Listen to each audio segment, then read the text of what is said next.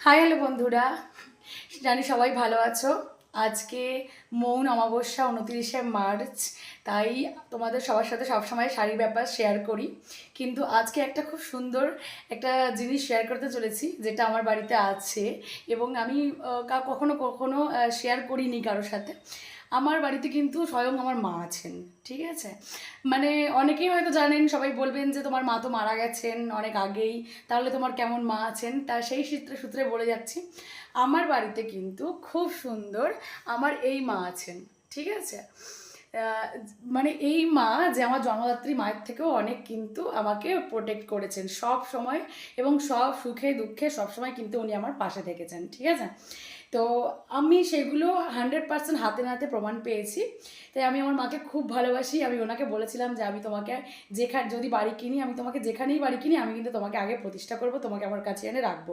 যেহেতু তোমার বাবা মা দুজনেই মারা গেছেন, সেই সূত্রে আমার বাবা মায়ের যে দায়িত্বটা সেটা কিন্তু তোমাকে করতে হবে। যেহেতু তুমি আমার মা বাবা, মানে তুমি হচ্ছে রক্ষাকর্তা, তুমি হচ্ছে সংহার সংহার করতে পারো, মানে তুমি জন্ম দিতে পারো, তুমি সংহার করতে পারো। তো যেহেতু আমার মা বাবা দুজনেই মারা গেছেন, দুজনকেই তুমি নিয়েছো, সেই সূত্রে কিন্তু আমার মা বাবা দুজনের কাজই কিন্তু তোমাকে করতে হবে, ঠিক আছে। আমিও তোমাকে মায়ের আসনেই রাখবো, যে আসনে আমি আমার নিজের মাকে রাখতাম, সেই আসনেই আমি তোমাকে রাখবো। তোমার কখনো কোনো কষ্ট হতে দেবো না, ঠিক আছে। সে সব।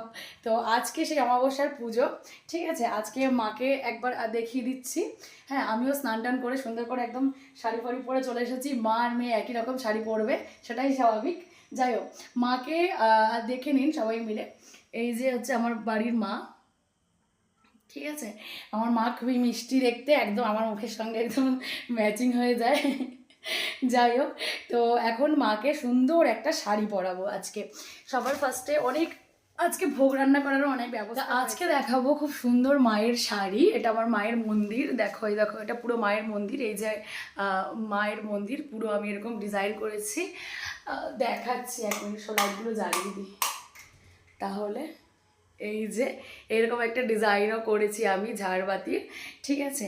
তো আজকে মায়ের পুজো যেহেতু, তো মায়ের জন্য একটা শাড়ি এনেছি। আমি নিজেও একটা ঢাকাই জামদানি পরে আছি সাদা লালে, আর মায়ের জন্য একটা শাড়ি এনেছি খুব সুন্দর। এই যে এই দেখতে পাচ্ছ শাড়িটা, এইটা মায়ের জন্য আনা হয়েছে, খুব সুন্দর এই শাড়িটা। তো চলো ফটফট করে মাকে পরিয়ে দেবো, অনেক কাজ আছে, অনেক ফল কাটতে হবে, ভোগ রান্না করতে হবে, অনেক অনেক কাজ আছে। তো চলো তাড়াতাড়ি করে কাজগুলো। তো হয়ে গেছে ঠাকুরকে আজকে শাড়ি পরানো। দেখবে এর আগে তোমাদেরকে দেখিয়েছি ঠাকুরকে শাড়ি পরেছি কীরকম লাগছিল, আর এখন দেখাচ্ছি। দেখো আমরা মা আর আমি, মানে মা আর মেয়ে দুজনে সেম সেম শাড়ি পরেছি, মানে একটুখানি এদের কাছে আমিও পরেছি একটা সাদা আর লালে ঢাকাই জামদানি, এবং মাকে সাজিয়েছি। এই দেখো দেখতে পাচ্ছ, আমি নিজের হাতে একা হাতে কিন্তু আমার ঠাকুরকে, মানে মাকে কিন্তু আমি সাজিয়েছি একটা রেড এবং হোয়াইট কালারের কিন্তু ঢাকাই জামদানি দিয়ে। দেখো, কারণ খুব গরম পড়েছে এবং মায়েরও খুব কষ্ট হয় এই সময় বেশি ভারী শাড়ি পরে থাকতে। সেই কারণে তোমরা সবাই আমাকে অবশ্যই জানাবে যে কেমন লাগছে আমার মাকে সাজানোটা। আমি পুরোটা আমি নিজের হাতে সাজিয়েছি, বেশি গয়না বেশি জুয়েলারি পরাইনি, যেহেতু মায়ের অনেক জুয়েলারি আছে, বা বুক পাটা থেকে শুরু করে এভরিথিং। দেখো বন্ধুরা, এখন ভোগটা রান্না হচ্ছে। এই যে এখানে পটল ভাজা হচ্ছে, আর ওখানে খিচুড়ি বসানো হয়েছে। আমার বান্ধবী সব রান্না করছে, বা বোনের মতন আর কি।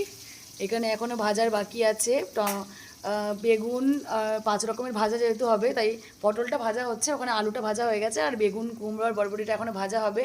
তারপরে হবে ওখানে বাঁধাকপিটা, যেটা একদম পরিষ্কার করে রাখা। পুজো শুরু হবে, ঠাকুরকে ইয়েটা পরানো হয়ে গেছে, শাড়ি পরানো হয়ে গেছে, এখন শুধু পুজোটা একটু পরেই শুরু করব। ভোগের রান্না প্রায় শেষ হয়ে গেছে, খিচুড়িটা আর বাঁধাকপিটা একদম হয়ে গেছে, এখন শুধু বাকি আছে ফল কাটাটা। তাই ফলগুলো তাদের করে ফলগুলো এখন কাটা হয়েছে, যে আপেলটা কাটা হয়েছে, এবার এগুলো আস্তে আস্তে কাটবো। 5 রকম ফল আছে, এখানে পেয়ারা আছে, লেবু আছে, আর এখানে আঙুর ফল আছে, কলা আছে, আর আপেলটা কাটা হয়েছে, আর ওখানে ভাজাগুলো সব হয়ে গেছে, খিচুড়িটাও হয়ে গেছে।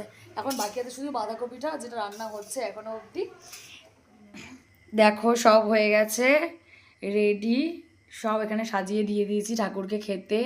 সব ফল ভোগ দিয়ে দিয়েছি, জল দিয়েছি, মিষ্টি মিষ্টি সব দিয়ে দিয়েছি, ফুলের মালা টালা পরিয়ে দিয়েছি। এবার মায়ের পুজো হবে, ঠিক আছে। যেহেতু পণ্ডিত নেই, আমি নিজেই করবো পুজোটা। তা এইবার তোমাদেরকে দেখাচ্ছি যে কে কে এসেছে ঘুরতে। দেখি একটুখানি সাইড। এইটা দেখ না এটা করছি কিনা বাবা কি বন্ধ করো এটা বন্ধ করে দাও। কাটাটা ঠিকঠাক হচ্ছে নাকি এই যে এখানে সবার বন্ধু বান্ধবীরা রয়েছে, না না না লাইভ এই সবাই একটুখানি দেখাবে। এই যে লাইভ করছি না, ভিডিওই আছে, মানে এটা সব একসাথে ওরা সবাই এসেছে পুজোর জন্যে, সবাই